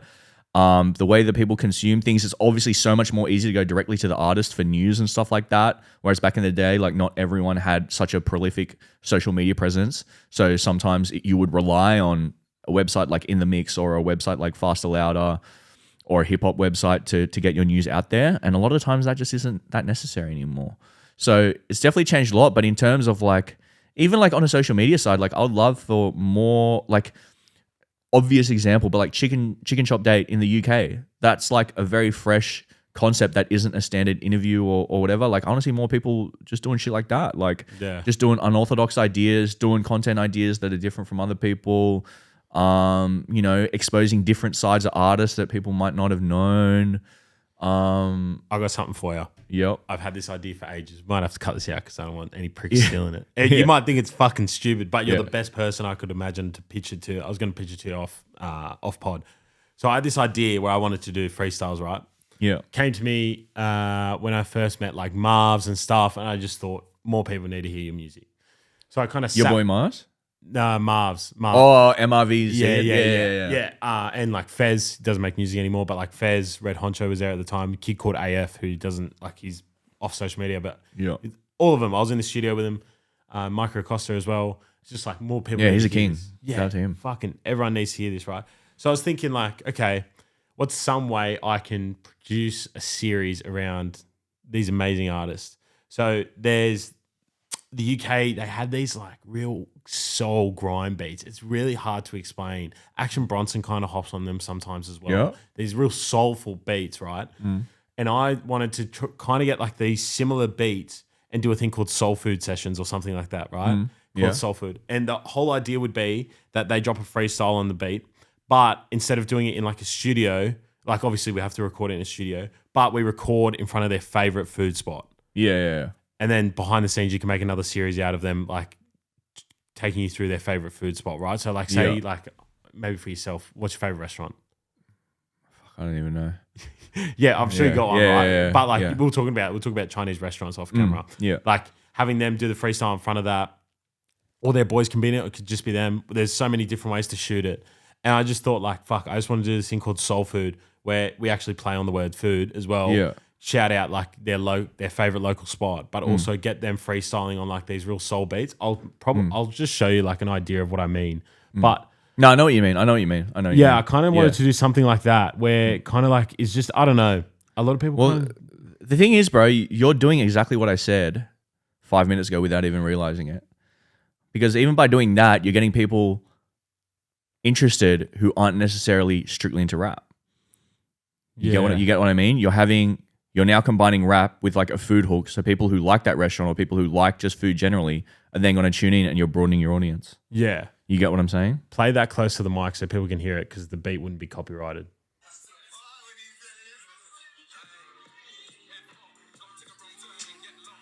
Yeah, I know what you mean. Yeah. But those beats, right, where it's like maybe it has like an Ellie Goulding Vocal. Yeah. Pound cake, but like a bit more upbeat. Yeah. Something like that. And then have like 7-0, like all the Planet Vegeta boys would kill it on something. Yeah. You know what I mean? Yeah. I want to do something like that. Where well, and then you're also supporting other like small businesses, which people love to see. Yeah. You know what I mean? That's exactly what I mean. Like hip hop is hip hop, and it's always going to be that. But like once you try and find these touch points, which make sense and which kind of broaden your audience, that is like the key to like I think kind of really solidifying yourself. Yeah. When you broaden your audience and make all those people your core fans. Yeah. I'm copyrighting that and I'm keeping that in the pod. So if anyone copies it, it's fucking public shame. Yeah, don't copy that. Yeah. When we were going back and forth on like organizing this pod, something I noticed you brought up was the balance between personal life and work life. Yeah. It seemed like something you wanted to talk about. Yeah. Personally, I used to put off I worked really hard. Over the past year, I've genuinely like I don't sleep anywhere near as much as I need to. I really like push myself. And sometimes I find myself just going to the pub with a mate for a beer, legit like an hour. And I feel guilty about it. Yeah. So I'm like at a point, right, where I think I always need to be being productive. Yeah. And I think that's like somewhat damaging. Not to like my mental health's fine. I wake up every day, I look at the sunrise, I think how beautiful is the world, right? That's how I see the world. Like every day I look at the sunrise, see all the birds, and I'm like, fucking what a day to have. But like it does like affect me in a sense, like when I'm trying to just do something fun, if it doesn't come across as productive by like a societal standard means of standard, kind of like beat myself up. Yeah. And I'm kind of struggling with that balance. How did you find it? Or how are you finding it? Well, I think the hard thing about music is that most people are fans of it before they work in it. You know what I mean? Like I fucking loved metal, punk, hardcore, hip hop, all that shit before. And that's obviously what inspired me to find a career in it. It's not like, for example, I don't know, I don't want to make any assumptions, but like a lot of laborers, they might not be doing that on their day off. You know what I mean? Yeah. Like fucking, I don't know, or scaffolders or stuff like that. That's, I guess, I'm making assumptions. That's more of a job where people will just do it because they get paid. Yeah, you know what I mean? Yeah. I feel like the real danger of getting a job which starts off as a hobby is that if it becomes too much of a job, then you lose the hobby. Yeah. You know what I mean? Because like you said, everything becomes production based and results driven. And if you don't get a certain result, you feel dirty about it. You know what I mean? And I feel like that's a very important distinction to make in music, because it's like when you go out and you might go to an album launch, you might go to a club, you might go to a party, you don't know which one you sit in. You're like, is this work or is this fun? And unless you know how to combine those two in an amicable way, you're going to find yourself like in a lot of grief. Because I did for ages, you know what I mean? Like I would go out and like, this is one big one that a lot of people I meet through music, it's a purely transactional relationship. And that's fine. You know, a lot of people will hit you up and they might be like, hey, can you do this? And I'll be like, yeah, can you do this for me? And that's fine if we have that relationship, but if we both recognize that it's a transactional business relationship. What happens in music is like one person sees it as a transactional relationship and the other person sees it as a personal relationship. Yeah. You get what I mean? A lot of people think that they have friends in the music industry and they get cut because like a year later they find out that this person's been talking shit about me or this person doesn't speak to me anymore. And it's like, unless you learn how to process those relationships properly, you're going to have a really hard time. Yeah. Because when I thought about it, I was like, I have a lot of friends in music. Only some of those people have become like actual personal friends that if, you know, touch wood, something terrible happens in my life, I'm going to pick up the phone and call them and ask them what to do or tell them about it or whatever. A lot of those other relationships, it's like, I wouldn't even think about doing that. You know what I mean? But a lot of people, because of like the social and personal and fun nature of music, they can't differentiate the two. Yeah. You know what I mean? And I think that's where a lot of people like fall over, because a lot of people they thought were friends were actually just like business associates for a certain amount of time in their career. Yeah. You know? And like when I kick it with my friends and stuff, a lot of them, I would say 90% of them have nothing to do with music. Like they're music fans, but they don't work in the music industry. My missus works at fucking RM Williams head office, bro. Like, you know what I mean? Doing like e-com or some shit. You know what I mean? And like most of my best friends, yeah, some of them are DJs and stuff like that, but a lot of them just have regular 9-to-5s or they're tradies or this and that. Sorry. And when you have those friends, it's like, cool. I know that this is a genuine relationship because we just hang out in our spare time and do whatever. But I feel like in music, a lot of people don't know how to handle those relationships, or they can't see it for what it is, and that really messes people up mentally sometimes. Yeah, you know what I mean. So I think that's one of the hardest things of separating like your personal from your professional. And it's like, I guess sometimes you just have to just realize that like it feels like it's everything because you're combining your hobby with your career, but it's not everything. Just put your phone down and go for a walk or something. You know what I mean? Yeah. And that's something I had to learn as well, because like I just get so consumed sometimes with everything.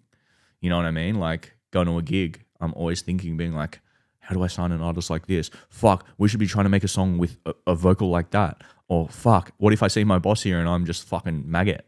You know what I mean? Like these are all things that you think about sometimes. Like, and I guess you just have to kind of separate it sometimes and just learn that, you know, I'm going to have, this is me time and this is strictly going to be for me. Yeah. And I need this as like to replenish me mentally and feel satisfied with my work-life balance. Yeah.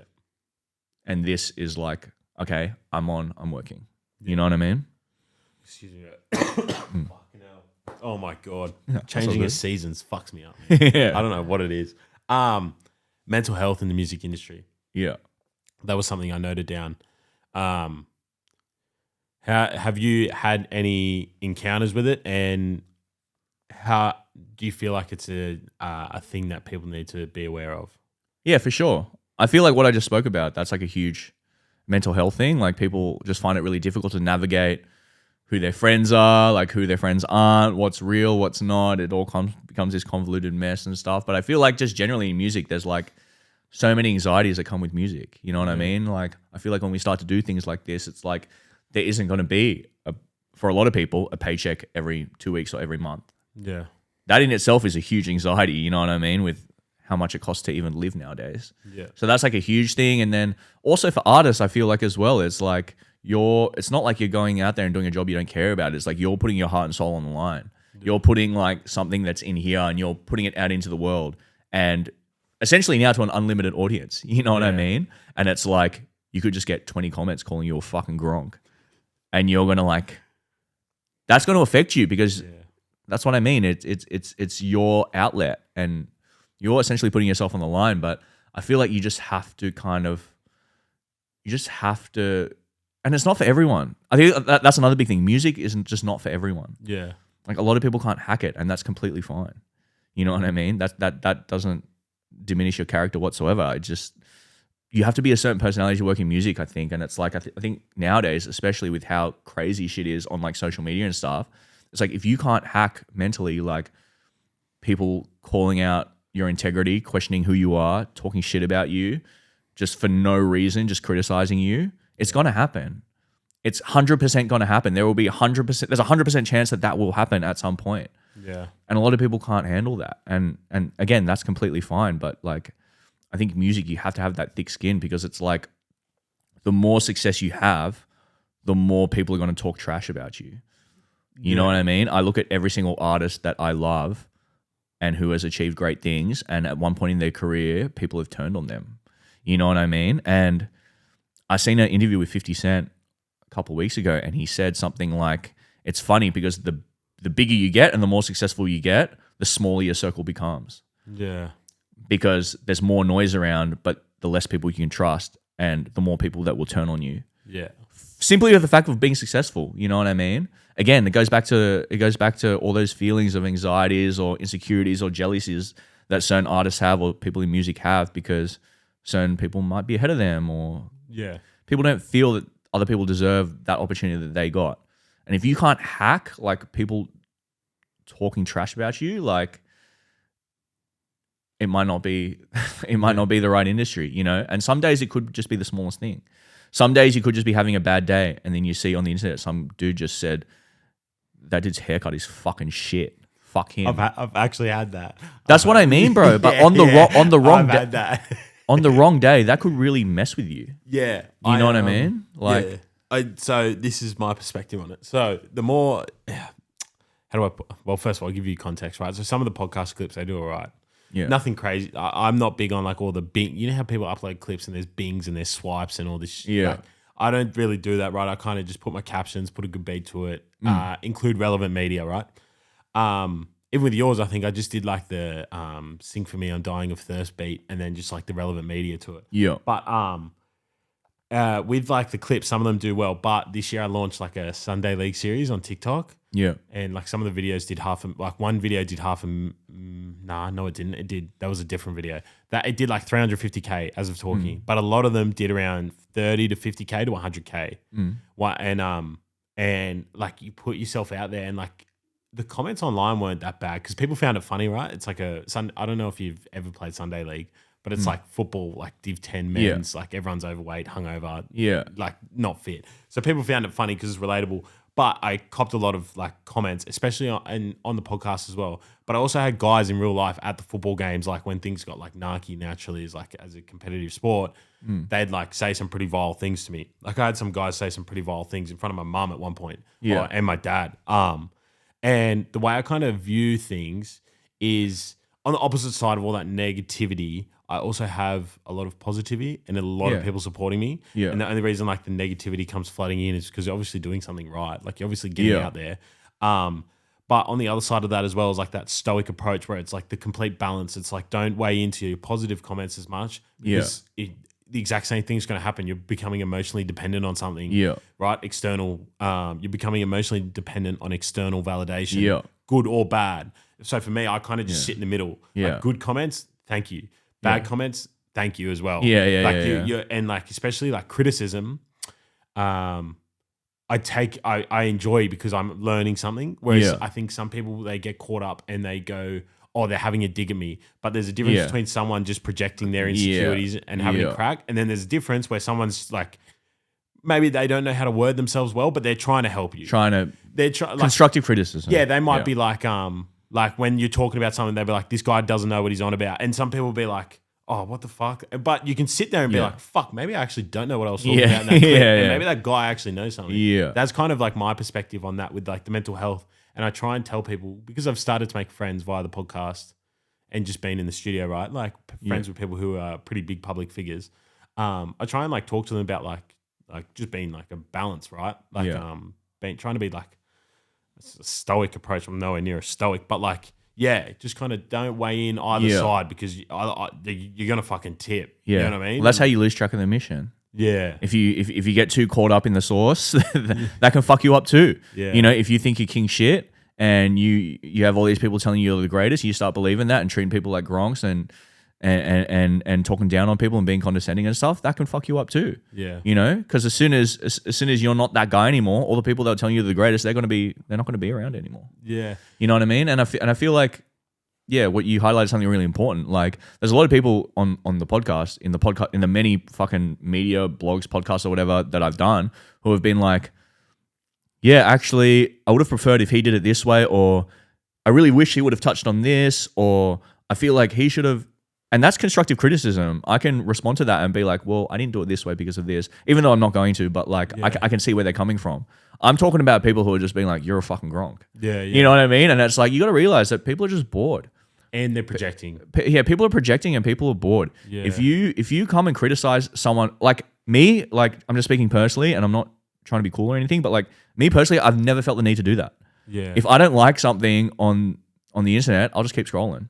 I'm the exact same. I've never left like a hate comment. I've never left a hate comment, bro. Yeah. If I don't like it, I just keep scrolling, and like we can go all day about the psychology of social media and why people do things publicly because trying to put people on the gronk publicly, and we can go. But at the end of the day, it's always happened, and it's always gonna happen. Yeah. So I feel like if you're in the public eye and you're working in an industry which is highly competitive and based on, I guess, to a certain degree, ego, you're going to come across this, you're going to come across it. And like you said, I think most of the time you'll find that when you're getting the most love is also when you're going to get the most hate because people can't hack it. Especially in Australia as well, tall poppy. if you are, It's the worst. if you really are like truly you're killing it, and Yeah. the negativity is purely not even criticism. It's just people just trying to drag you down. That's just tall poppy. 100%. Full effect. 100%. It's like look at Cursor. Like we spoke about him before. He used to get so much people criticizing him about the way that he dressed. Or you're a junkie. Go back to Centrelink. Do this and that. You look like. Yeah. And look at him now. You know what I mean? The same people back then are probably rocking TNs now. Yeah. You know what I mean? So it's like whether you can weather that storm, and if you can't, that's totally fine. It's totally fine. I feel like people will be like, "Oh, I feel like a coward for not like," but like at the end of the day, if you get hundreds of comments calling you a gronk, that doesn't feel good. Yeah. It doesn't feel good. And if you have to, if you feel like this is not for me, that's cool. Yeah. You know, but I feel like at some point, anyone who gets, you know, any sort of momentum, success, you know, opportunities, commercial opportunities, someone's going to come for you. Yeah. And it's just about how you respond to that. Yeah. That's it at the end of the day, I think. Have you had any real life experiences of like? Oh, bro, so many. Yeah. What's So one that like many. sticks out? Yeah, you're happy to share. Oh, nothing really sticks out, but like, okay, I remember one time I did this interview, which was huge. I forget who it was with, but it was like fucking big, and I had like literally 1,000 comments. There was like 1,000 comments on it or something, and it was like everyone was like, "This is a crazy interview. Thank you so much for doing this interview. You know, this interview helped me so much. Thank you." And there was one comment that said, "Nice earring. What a fucking dickhead," or something so stupid. And I don't know why this happened in my brain.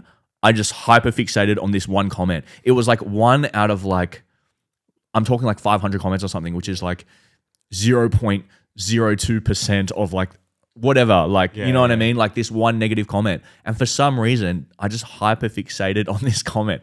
And I just couldn't, I was just like, I don't know whether it was just a bad day or something, but I was like, fuck, why do you say that? You know what I mean? I've had that exact thing. Yeah. Bro, I think everyone has. And that's the thing. The more we talk about it, I feel like the more we can find that like everyone's had these experiences. Yeah. And like that's a very mild example. Like female artists cop it. Female crazy. In, any male-dominated industry. Yes, bro. Cop it bad. They cop it bad. You saw it with, so like I'm a football fanatic. Yeah. The Matildas, before they, like the country started to realize they could win the World Cup. Yeah. What they would cop online was fucking horrible. Bro, it's ridiculous. But then once they realized like, oh fuck, they're a chance. So I'd say once we beat Denmark. Everyone just flips. Everyone flipped. Everyone flips. And like, that's what I mean. People are just fucking sheep. They'll like or hate whatever. If they see a hate comment that has 30 likes, they'll like it. If they see a positive comment that has 30 likes, they'll like that. Yeah. You know what I mean? People don't actually believe what they say half of the time. And it's like, yeah, that's something that I just had to learn because like after I seen this comment, it was like one comment. And I was like, I had to sit myself down and be like, bro, there's literally 499 positive comments and you're getting hung up about this one comment? Like that is so stupid. Yeah. Like if you literally let that get to you, it's just like, why are we here? Yeah. You know, like, and if I feel like I don't know, I just feel like it's just something that like I've noticed like a lot of people like go through, and I feel like you kind of have to have a sit down with yourself and just weigh up like what satisfaction or kind of like career progress am I getting out of this versus what is this doing to me mentally, and if it tips too heavily in one way, it might, I don't know, maybe it's just not for you. Like, yeah. I had that this year. So we played a game. I won't say the club. Fuck them. They don't deserve attention. But we played a game of football. And they were quite... so the TikToks had started to like make the rounds in like Western Sydney, right? That's our comp. So like they'd started to do well and people started to like... Not like... They'd just like at the game, if I was standing on the sideline, be like, oh, you're the TikTok guy or whatever, right? So it's like gotten to this point where like people recognize me at the football grounds as like the guy doing the TikToks. We versed this club. And they were meant to be shit, and they beat us. But towards the end, it was like they were like 3-1 up or 2-1 up, and no, they were 3-1 up, and we scored to make it 3-2. And my striker, they were like quite dirty because we had a young referee, so kind of like in their head, right? Like you kind of get away with it. Yeah, the young referee, they can only do so much. They can only impose themselves. And one of the boys scored, and the guy that was giving him a heat, he like scrubbed his hair or whatever. Like taking the piss out of him. So I've gone to like, I'm in the goal getting the ball. No one's near me. I'm chilling. I'm thinking like, I don't even know there's a fight going on behind me, right? Because I'm trying to like get the ball back to halfway. Let's get this going. We need to score, make it 3-3. There's a fight, so I come like running over to protect the boys, and like a few guys start like almost like shirt punching me, and like what do you like, and you just start like saying like calling me fat, blah blah blah. I can't say it right, but like you know what I'm saying, and I was like, whoa, all right, sure, whatever, and I was like, I'm just stopping a fight, like I couldn't care for any of you, and like. Second of all, like some of you are 70 kilos and I'm 130 kilos, so you're barking up a tree like, like if the tree falls, you're done, right? But anyway, so we go on, and when we finish the game, and like I've had so many instances where like I go head to head. There's this club called Warrington, Croatia. We go head to head for 90 minutes after the game. Like I'll have a beer with them, right? Like it's just like that. Like for 90 minutes, let's be real competitive, and then after the game, like give a fuck, right? We got that out of our systems. And this guy. Like he just didn't shake my hand. And I was like, okay, that's interesting. And then my dad's standing on the sideline. He has like my puppy with him in his hands. And I'm like going up to my dad, and they're all sitting like as a group, and they're like mouthing off me like, you TikToks, you're a fucking idiot. You're fucking, and then like one of them called me like a useless C word. Yeah. And then he's like, by the way, you have the worst fucking podcast in the world, and just starts mouthing off the podcast, which is a completely separate entity from the TikToks. Yeah. My dad's standing there with a puppy. My dad's like big boy, and I'm kind of like just picking up my dog, and I'm just going like, what the fuck? Like, And what was like quite intimidating was like, I'm with my dad, and all my boys are over the other side. And there's like 14 of them just like mouthing off of me. Yeah. And I was like I could react, but I've also got my dog and my 55-year-old dad in front of me. Yeah. And I was just thinking like, fuck, you're an actual cat. So anyway, I had to like, went back to the boys, and I didn't say anything. And then I like recorded the TikTok, and I was like very humble in defeat, I'd say. And then they actually messaged me like, oh, GG's, bro, whatever. And whatever. What's that mean? Good game. Oh, yeah. But it's like them just kissing ass once they seen like I wasn't like reactive in a sense. Like I could have gone on and in their mind just been like a complete little bitch and been like fucking blah blah blah. But anyway, I had to go home, and like that guy that was mouthing off and saying vile things about me whilst I'm with my father after the game at Sunday League. Yeah. And then also being in like a group of like 10 plus, and I'm by myself. I was like, fuck, like I actually have to sit down with this, and like why does that affect me so much? Because clearly he's a coward. First of all. Second of all, he's clearly like he's projecting something. I can't pick it. I'm not a psychologist, but something's being projected for him to, after the game, like go at me when I had nothing to do with him all game. Like I didn't even know he was playing, right? Like, and it was like a moment for me where, and then like the following weeks, I have guys coming up to me and being like, bro, I think your TikToks are the fucking best thing. Like I genuinely sit there on Sunday Arvo and check your TikTok account to see if you've uploaded. Yeah. And that moment, I'm talking to you about it right now, it still weighs in my head. So you know what I mean? Like I kind of sit with it, and I'm like, fuck, like I wonder why that affected me so much. It's maybe because I felt vulnerable, right? Where there's like 14 of them and I'm by myself. And then like, I don't know. It's just like this whole thing. And I kind of struggled with it for a while. I was like, why does that affect me so much when I get so many positive interactions? Yeah, I think it's like a perspective thing. I think it's just like if we zoom out and it's like literally you've had all this positive stuff and one negative thing, it's like why would it affect you if it's like one negative thing and all this positive stuff? But I don't know whether it's like it's like maybe a psychological thing, but the hate will always come with the love. You know what I mean? Because I don't even think it's like, even when artists are releasing music, it's like hate is not the worst thing you can get for your music. The worst thing you can get is people being impartial. Yeah. Do you know what I mean? Because like if someone hates your record, you've actually at least evoked some sort of emotion out of it. Whereas like the worst thing for me, it's like if I was an artist, I gave my demo to someone, I was like, what'd you think? And they're like, that is what would kill me the most. You know what I mean? Because again, if people are going to hate something, there's also the high chance that someone else is going to love it too. Yeah. You know what I mean? Yeah. That's a great take, eh? You got to evoke emotion. 100%. Yeah. 100%. It's like, even if we're going to use an obvious example like Kanye West, I remember when he released Yeezus, and it was like so many people loved it, but so many people were like, what the fuck is this? It's hardly even hip hop. Why is it so like brash and electronic and weird, and it has like fucking guitars and all this other stuff? And then like a couple years down the line, everyone's fucking doing the same aesthetic and doing the same sound as him. Yeah. You know, so sometimes it takes like, I'm talking to artists here, sometimes it takes like a couple of years for people to actually appreciate what you're trying to do. And at that time when it released, I remember so many people hated it. And then over time, those people slowly realized what the fuck was up. Even Onefour, you know, when they first came out, people were like, what the fuck is this? Like, oh, you guys are just fucking UK copies and this and that or whatever. And then now, like, fast forward a couple of years, you know, Netflix doc are coming out. So, sometimes it takes people, hate's not the worst thing you can get as an artist. Even I cop shit just being like around Young Six and Fez in 2021 from people I knew. What do you mean? What the fuck are you doing? Like, why are you hanging around these fucking rappers from Mountie? Just like, because up in the mountains, right, it's like mostly Caucasian. Yeah. So like, to them, all they see is the articles on like Onefour, Yeah. Mountie rappers and all that. And they'll be like, yeah, I just copped heaps of shit. And I was like, holy fuck, like, how are you so passionate about something you have actually no fucking clue on? Well, that's what I mean. Even though in like our scene, it feels like it's the biggest thing.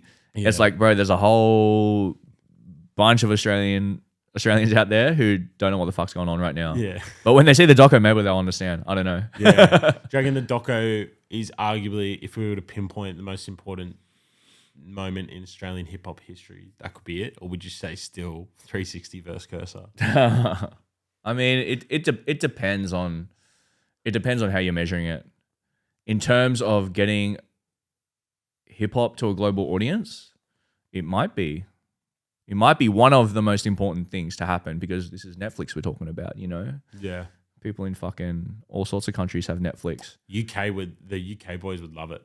Yeah, 100%. That's what I mean. People love it. Yeah. So I guess it all depends on how it's pushed, and obviously I'm not privy to any of that information, but I think if it's pushed and, you know, something catches on, and like I said, it's a story that I think that everyone can relate to, even if you don't know who Onefour are, like, you know what I mean? If like people call Onefour NWA, like I'm sure like if Americans watched it, they might have like a resonance to it too, you know? So yeah, interested to see how it's going to turn out. Yeah, I can't wait. I think it'll be awesome. I remember the Vice piece that they did on Onefour. Yeah, that was Mahmood, I think. Yeah, maybe. Yeah, that was a massive thing. Like, yeah, that was a massive huge. deal. Yeah. I remember that at the time, going like, "What the fuck?" Now something I want to touch on. This is like purely for me, but for many other people, right? Music management. Yep. How do you even get into it, bro? I don't know. Like, honestly, like I didn't go to any sort of fucking management training. I didn't do any course. I didn't do anything. Like basically how I got into it was like I was just a journalist. And back then this was pre-drill, so hip hop was a lot smaller. And if you worked in hip hop, like you knew everyone sort of thing. You know what I mean? So basically I was writing articles on people and just interviewing rappers, becoming friends with them via just doing interviews and keeping in touch and whatever. And then 111 was a group that was doing a sound that no one else in Australia really was, and they were doing it really well. And I just said to them, being like, hey, let me manage you. And they were like, okay. And that was it. And I didn't know what I was doing. Like, it was more just about how do we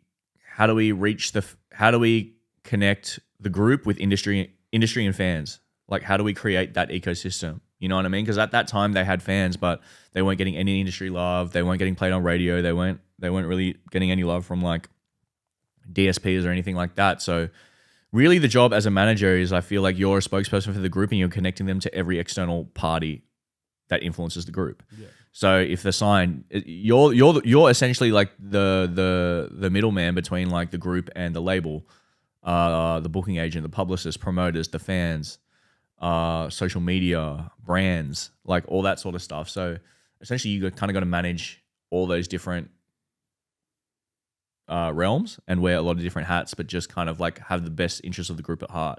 Yeah. And like, that's just something I learned, bro. Like, you know what I mean? Like, just over time and just asking people questions and just talking to people. Like, I had no idea what I was doing. I still very rarely have any idea what I'm doing. Like, and I'm not saying that to try and be funny. Like, it's just like, it's a relationships business as much as it is a music business. You know what I mean? The song can be great, but that's what I was saying before. The song can be great, but it's like, how do we use all those relationships between all these different stakeholders in order to make it a big release? And I guess that's a big part of being a manager as well. Yeah. Yeah. Well, I had a few follow-up questions, but you kind of answered them all. But just quickly, for people that like are listening, something that doesn't really get discussed is like the actual roles of some of the factors that you mentioned. So like a label's pretty obvious. Yeah. But a booking agent, like for people listening, how would you describe booking agent? So a booking agent essentially goes out and represents you on the live front. So like if you get hit up to play a festival, they'll talk to the festival or the promoter or whoever, and they'll negotiate your fee, you know, what time slot you have, who's going to be playing before you, who's going to be playing after you, how big your name is going to be on the festival poster, like how many fucking beers you're going to get in the rider, like all this sort of shit. Like they'll organize all of that. And if you're doing a headline tour, they liaise with all the venues and make sure that all the equipment's there. What equipment do you need to bring? When the tickets go on sale, they'll have a hand in kind of like the marketing and the online kind of like posting about it and making sure that everything's in sync. It's a hard job. It's a really, really hard job, especially through COVID. Yeah. And they usually only take 10% of what you profit off the tour. So it's a lot of work for 10%. But shout out to all the booking agents out there, man. It's a hard job. Publicist. So a publicist is basically they represent you on the press side. So say you have an album coming out, the publicist will have all the contacts with, you know, radio or all the magazines, all the blogs, yourself, Takeflight, whatever. And they'll send out essentially like what's a document highlighting your project and wanting to get the artist onto whatever outlet that is, whether that's a newspaper, a podcast, a game show, fucking whatever. So they'll represent you on the press front and kind of liaise with the press as to like, okay, we're going to do this interview. This is the person that's going to be taking the photos. Let's do it at Friday at 2:00 sort of thing. And then, that's essentially what a publicist does. That's a really hard job too. Shout out all the publicists. Yeah. Yeah. What's the best job you've seen a publicist do in Australian music? Is there any moments that stick out where you're like, fuck, that was a genius strike of how to use the press in the favor of this release? Put me on the spot. There's actually not that many publicists in Australia that I actually like fully kind of rate. Yeah, right. Yeah, it's really hard to get a good publicist. But I would say for the artists out there, just make sure first of all, make sure that there's actually press interest in you. Yeah. I feel like a lot of people will get publicists, but like they're not at the stage where they need a publicist. Yeah.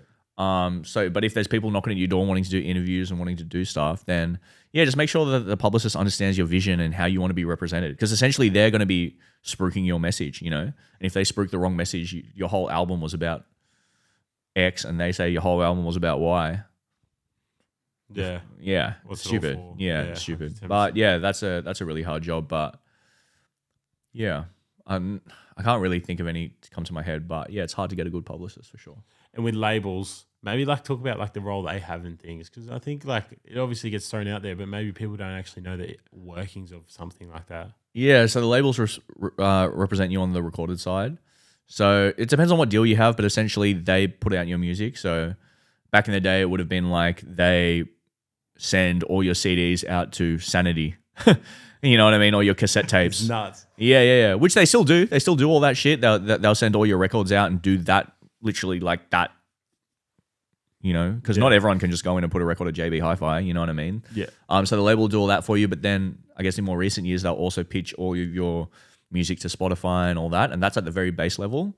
And then depending on what deal you have, they can do everything. Yeah. You know, they have a marketing team in there that'll be like, okay, so we're gonna put $10,000 on this fucking billboard, and you're gonna be in the biggest billboard in Mount Druitt. You know what I mean? And then they'll have a press team or a publicist in there sometimes.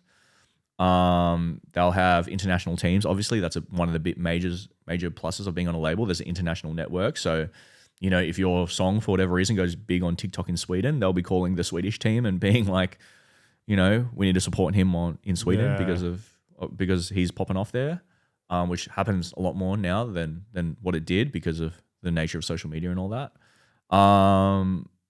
They'll have like a DSP team.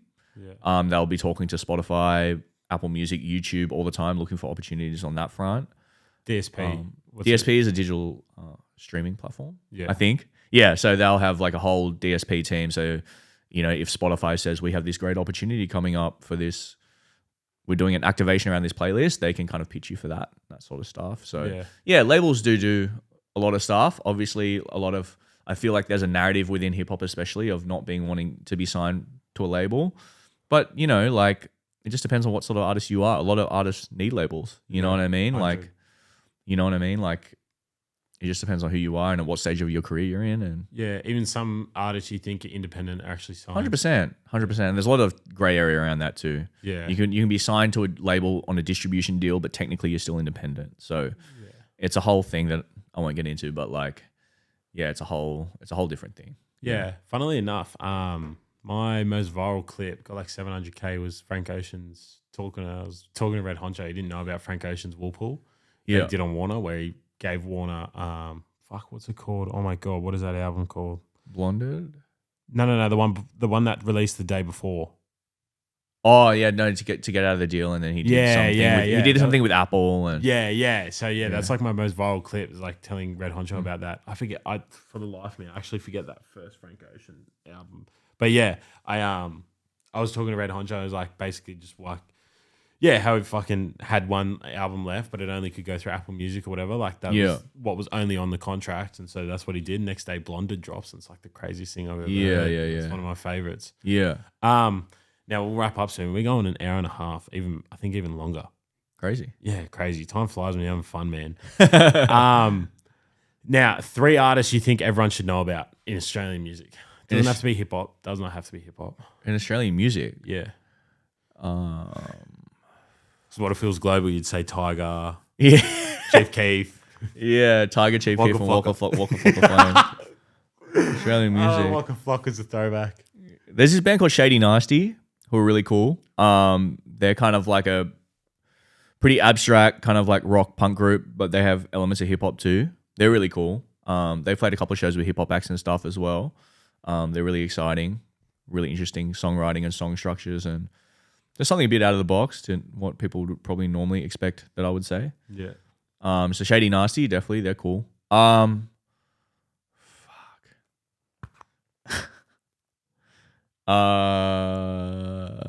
got a friend called Fuckhead.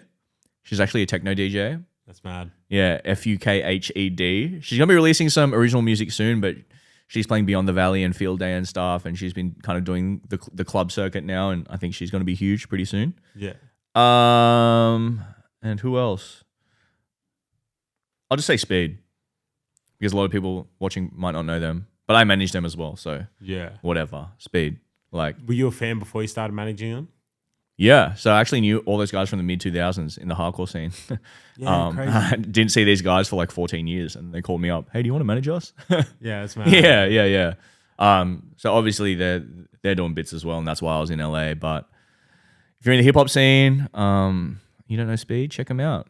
Yeah. Yeah, but a lot of rappers seem to know him. That's the kind of funny thing. They had this weird link with Post Malone when he last toured, and then like, yeah, I get rappers fucking randomly hitting me up about him all the time because they just seen random clips on TikTok and stuff. So Yeah. that's cool. Yeah, that's cool. If I was to say 3, my best mate Jerb, he actually he moved to Melbourne to pursue the techno DJ stuff, and he's There's another techno guy. Hey, he's like really kicked off. Like he does like pretty decent shows now, and like we get free tickets, and it's so much fun. Yeah. And you like stand in like sometimes it's like a real intimate like Boiler Room is probably the best example where it's like people are all around like the DJ and like we'll all get around him. It's so much fun. Yeah. Yibby's another one. Yibby's hectic.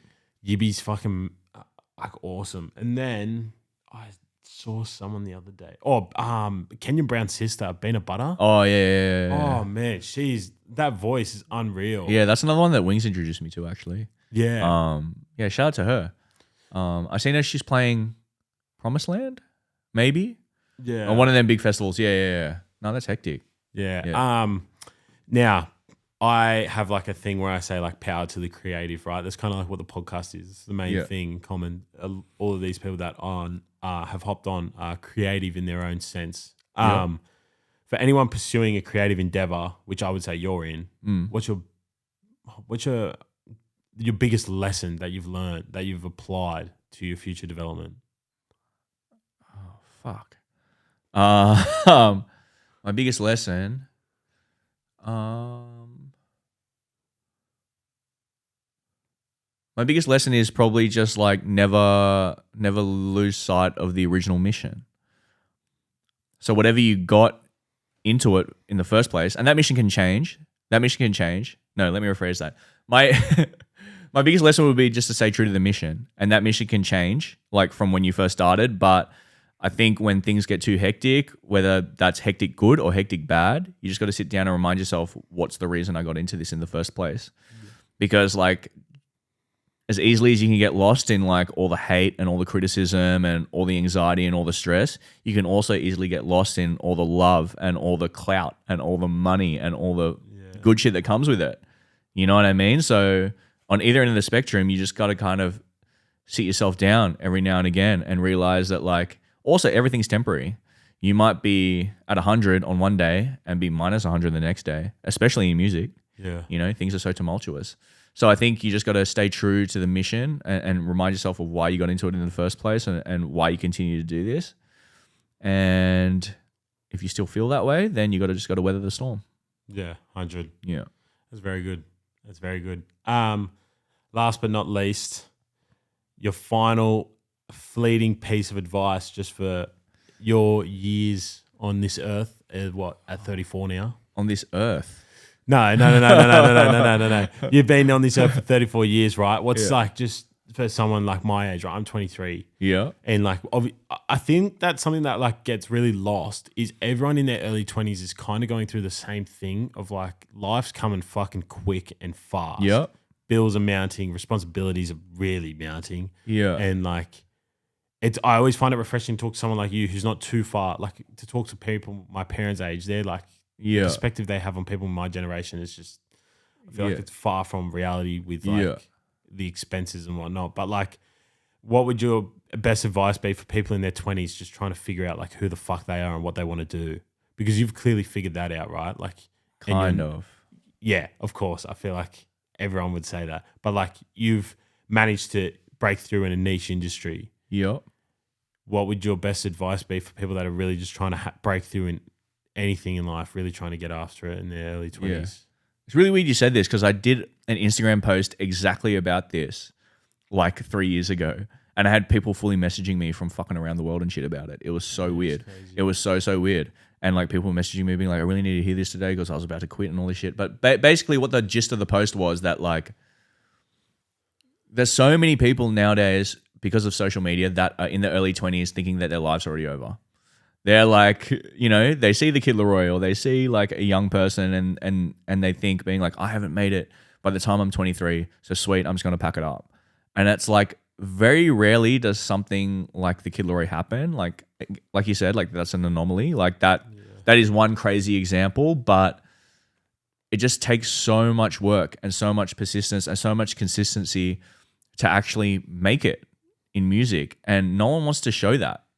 Because, I don't know, maybe they feel they perceive that would make them look weak or that would make them look like, you know, not like they're up here. Yeah. But I feel like it's changing. I feel like people are having way more open conversations about what it's actually like to work in music and how hard it is and how, you know, I guess how tumultuous it can be, not only like emotionally, but also like financially, you know? Like when I was in my early 20s, I was still, it might help people to hear this, but like I was still working. I was working 2 jobs and studying when I first started. So I was working at Rebel Sport, World Square, and G-Star Raw, World Square. If people remember that, literally right on the border in Chinatown. So I was doing that, and then I was studying at uni, and then on my off days was when I would be doing music stuff. So, and a lot of people wouldn't know that. Like, you know what I mean? Because I wasn't posting myself just fucking at Rebel Sport, because why would I? That's weird. Like, but like, you know what I mean? Like, I felt a need to go out there and say that because it's like I was doing a lot of different stuff. While I was doing music, it wasn't like I just fucking started and then like that was it and I was just off, you know? It took me working almost 10 years in music before I could finally just be like, all right, I'm in a good position, like I think financially and professionally and work-life balance. It took me 10 years to figure that out. Yeah. You know what I mean? And like and the other thing is that like in that whole 10 years, like there were numerous times when I thought this is it. I reached that point when I was like, fuck this. Like, you know what I mean? And like the whole plan of my life was that like I did law at uni, you know, and that was the whole thing that's what my mom thought was going to happen was that like, you know, yeah, I'll do this music thing for fun in my early 20s because like I still like to party and still like to go to festivals and gigs and stuff. And then when I hit 25, that's when it'll get serious and I'll just become a lawyer or become a fucking solicitor. That was my life plan. That was what was supposed to happen. And then it just never did. And there was numerous times when I was like, I'm going to quit. I'll give you an example. Like when I was 26, I got 2 job offers. One was in Melbourne and one was in Berlin. To be the editor of 2 of probably, I'm not going to name them, but like the biggest flagship publications in what you would call streetwear, hip hop, fashion, sportswear, fucking whatever. You know what I mean? I got 2 job offers, one in Melbourne, one in Berlin. I was literally going to pack my bags and move to fucking Germany. You know what I mean? Yeah. Did the job interviews, got through the first round for both of them. Second round, got rejected from both. And that's when I was like, fuck this. This is so stupid. Like, I don't know why I'm doing this. I'm making like okay money, but I could be making way better money if I was doing something else. So I'm going to go do that. And then I sat down for a day after fucking being a sook and crying and shit.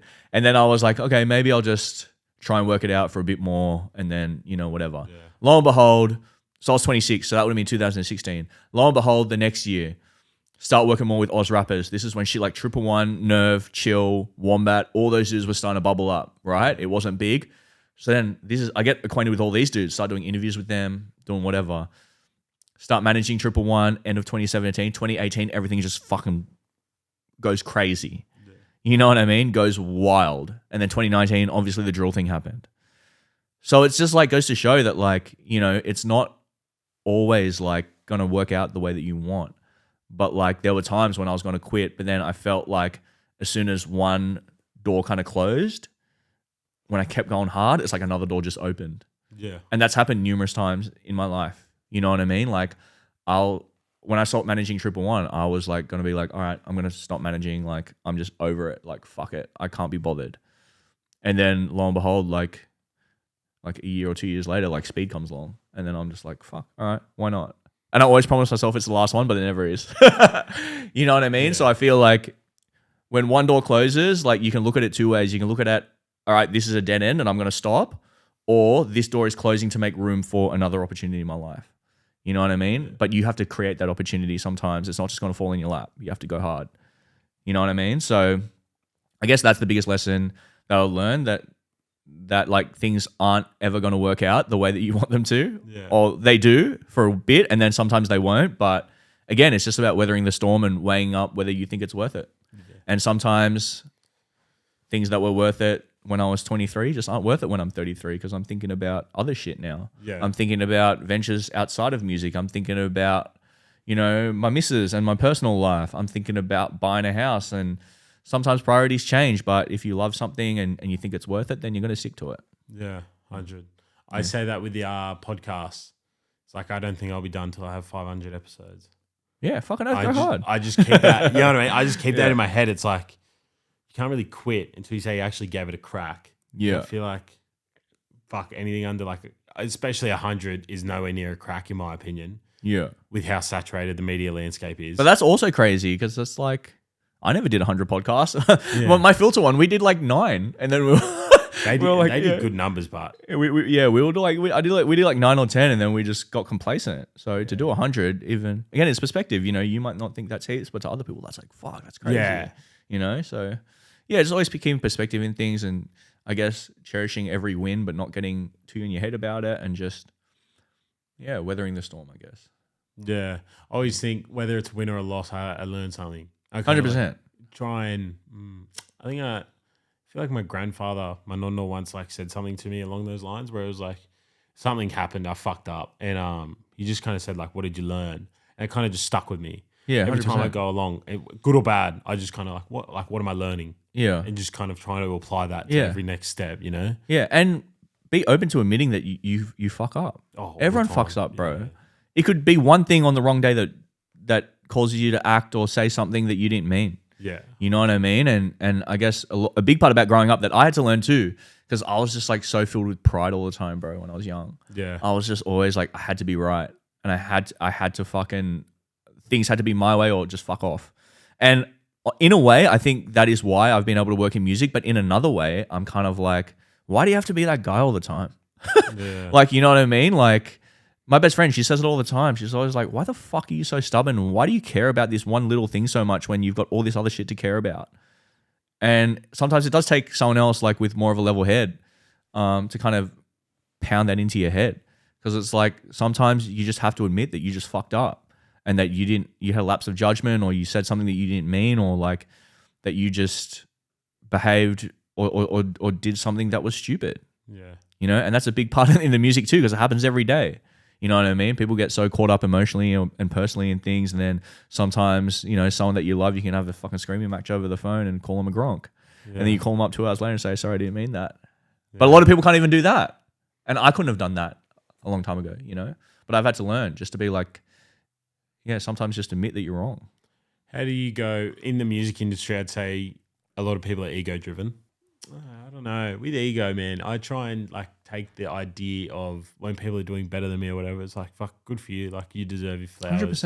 You know what I mean? But I think it can be hard for people. I don't know why I think that way. I couldn't. No, but tell that's how I get motivated, bro. you. Yeah. I get motivated. and Like take notes.